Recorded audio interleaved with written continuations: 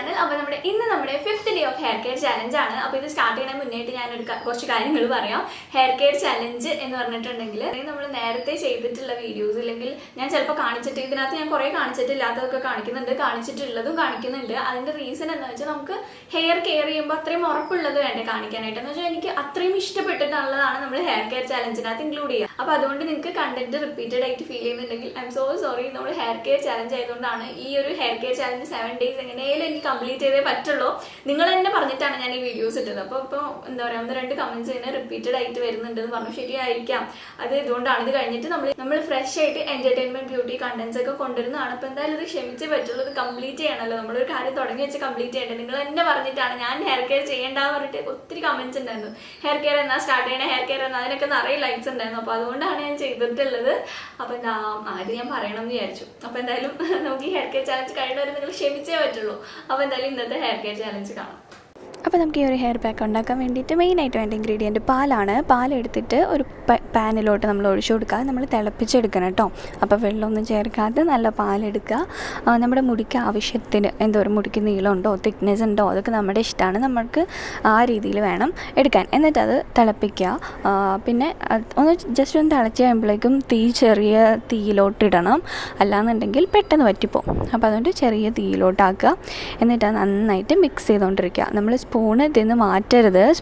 നമ്മൾ ഇപ്പോൾ ഒരു ഫോൺ വരുമോ അല്ലെങ്കിൽ ആരെങ്കിലും സംസാരിക്കാൻ വരുമ്പോഴൊക്കെ നമ്മൾ മാറിയിട്ടുണ്ടെങ്കിൽ ഇത് കത്തിപ്പോവും. അപ്പോൾ അതുകൊണ്ട് സ്പൂൺ വെച്ച് അതിൻ്റെ അടുത്ത് തന്നെ ഇരുന്നിട്ട് വേണം മിക്സ് ചെയ്ത് കൊടുക്കാൻ. പിന്നെ ഞാനിതിലോട്ട് കുറച്ച് പാൽപ്പൊടി ആഡ് ചെയ്ത് കൊടുക്കുന്നുണ്ട്. അത് നമുക്ക് ഇഷ്ടമുണ്ടെങ്കിൽ മാത്രം ആഡ് ചെയ്താൽ മതി. എനിക്ക് ഇഷ്ടമായതുകൊണ്ട് ഞാൻ ഈ പാൽപ്പൊടി ഇട്ടിട്ടും വെറും പാൽ മാത്രമായിട്ടും ട്രൈ ചെയ്തിട്ടുണ്ട്. അപ്പോൾ എനിക്ക് പാൽപ്പൊടി ഇട്ടപ്പോൾ ഒന്നുകൂടി ഒരു മോയ്സ്ചറായിട്ട് ഒന്നുകൂടി സ്ട്രെയിറ്റ് ലുക്ക് വരുന്നുണ്ട്. അപ്പോൾ അതുകൊണ്ട് ഞാൻ ആഡ് ചെയ്തു എന്നേ ഉള്ളൂ. നിങ്ങളുടെ വീട്ടിൽ പാൽപ്പൊടി ഇല്ലയെന്നുണ്ടെങ്കിൽ നോ പ്രോബ്ലം, ഇടേണ്ട ആവശ്യമില്ല. പാൽ വെച്ചിട്ടാണെങ്കിൽ തന്നെ നമുക്ക് ചെയ്യാം.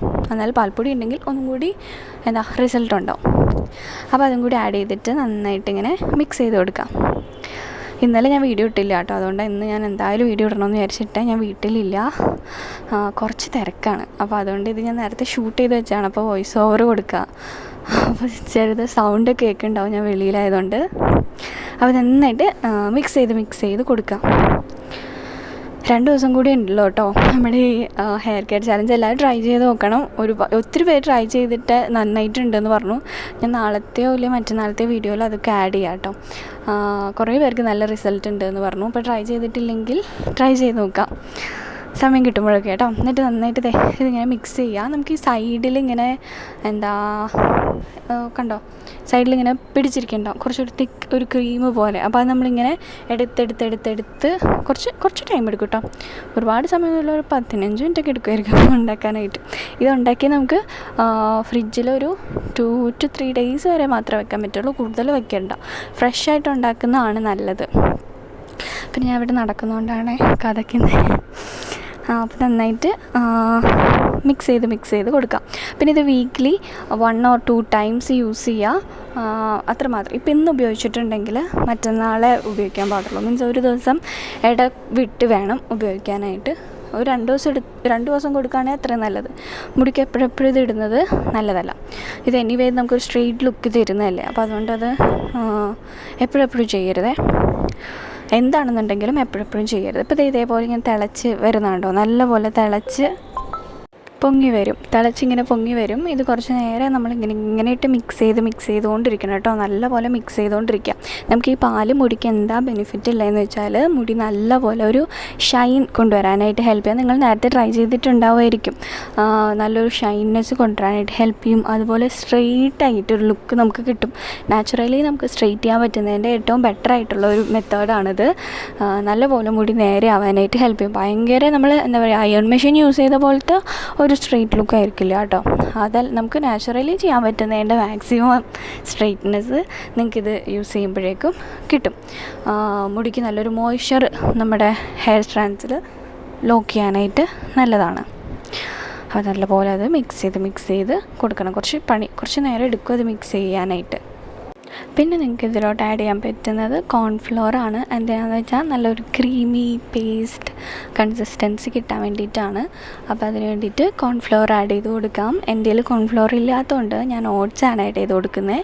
ഓട്സ് നമുക്ക് ഫേസിൽ മാത്രമല്ല ഹെയറിലും ഇടാൻ പറ്റും. ഞാൻ റീസെൻ്റ്ലി ആണ് കണ്ടുപിടിച്ചത്.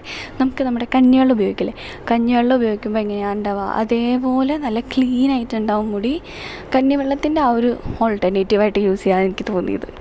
അതേപോലെ ഞാൻ റീസെൻ്റ്ലി ആണ് ട്രൈ ചെയ്ത് നോക്കിയത്, എനിക്കപ്പോൾ ഇഷ്ടപ്പെട്ടു. അപ്പോൾ അതുകൊണ്ട് ഞാനിത് ഓട്സ് പൊടിച്ചത് ഒരു 2 സ്പൂൺ ആണ് ഇതിലിടുന്നത്.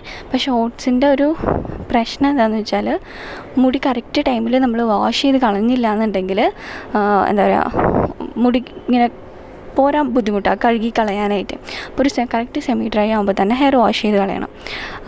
പിന്നെ ഞാൻ ഇതിലോട്ട് കുറച്ചൊരു ഓയിൽ ആഡ് ചെയ്ത് കൊടുക്കുന്നുണ്ട്, ഒരു 1 സ്പൂൺ മാത്രം. അതെന്ന് വെച്ചാൽ ഓട്സ് ഇടുമ്പോൾ കുറച്ച് തിക്കായതുകൊണ്ട് നിങ്ങൾ കോൺഫ്ലവർ ആണ് ആഡ് ചെയ്യണമെങ്കിൽ ഇതിൻ്റെ ആവശ്യമില്ല കേട്ടോ. പിന്നെ എൻ്റെ മുടി കുറച്ച് ഫ്രിസി ആയതും കൂടിയാണ് ഓട്സിനായിട്ടിലും കുറച്ചുകൂടി എന്താ പറയുക നല്ലത് കോൺഫ്ലവർ ആണ്. എൻ്റെ കയ്യിൽ ഇല്ലാത്തതുകൊണ്ടാണ്. പിന്നെ ഈ ഓട്സ് ഇരിക്കും തോറും കട്ടിയാവും. അപ്പോൾ അതുകൊണ്ട് നമ്മൾ എക്സ്ട്രാ മിൽക്കോ ഇല്ലെങ്കിൽ വെള്ളമോ അതിലോട്ട് ആഡ് ചെയ്ത് കൊടുക്കേണ്ടി വരും, നമ്മൾ യൂസ് ചെയ്യണതിന് മുന്നേ ആയിട്ട് കുറച്ചൊരു ലൂസ് കൺസിസ്റ്റൻസി ആക്കാൻ വേണ്ടിയിട്ടേ. എന്നിട്ട് നന്നായിട്ട് ഇതേപോലൊരു പേസ്റ്റായിട്ട് വരും, നല്ലൊരു ക്രീമി പോലത്തെ ഒരു കൺസിസ്റ്റൻസിയിൽ വരും. ഇതെന്നിട്ട് ചൂട് മാറിയിട്ട് വേണം കേട്ടോ ഉപയോഗിക്കാൻ. ചൂടോടെ എടുത്തിടരുത്, ചൂട് മാറിയിട്ട് വേണം.